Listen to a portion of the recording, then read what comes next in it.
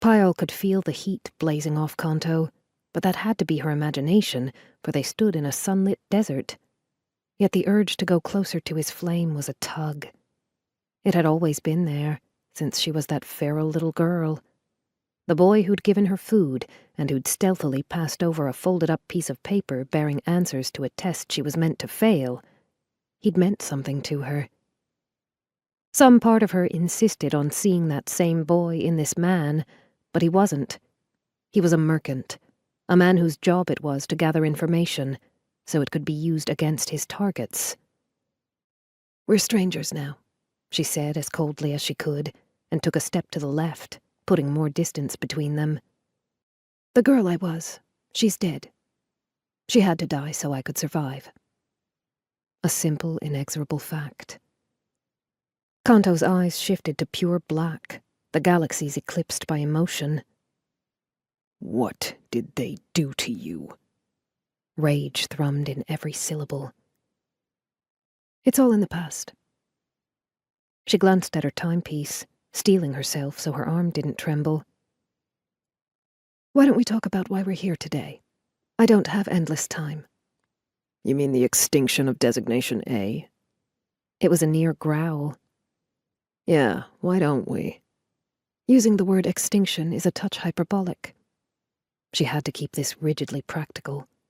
The PsyNet has its issues, but much of it has to do with the damage done by silence and by the rise of the scarabs. Deadly, unstable Psy who were unleashing their abilities on the net in a fury of violence. When he didn't respond, she couldn't help herself from glancing at him. It was as big a shock as the first time she'd laid eyes on him, her stomach muscles clenching reflexively. She couldn't understand it, why he had this impact on her when they'd both grown and changed so much in the years between what had been and what was now. His cheekbones were striking, his cardinal eyes extraordinary. It was as if he held the universe in his eyes. Even had she forgotten everything else about him, never would she mistake those eyes for those of any other cardinal. The eyes and the cheekbones weren't the whole of it, however. His skin held a glow that said he often spent time out under the sun, and his eyes were subtly tilted, his jaw square. His short hair was silky black, but the unshaven bristles on his face held a dusting of grey. Bin Fernandez had been of mainly Filipino and Turkish descent, with a smattering of other genetic factors. The Mercants, meanwhile, had multiple lines of descent through their family tree, but the primary one through Ina was Caucasian. However, that split again in the Mercant matriarch's offspring. It was the rare Psy who was full-blooded in any genetic sense, not when their race was about psychic power above all else.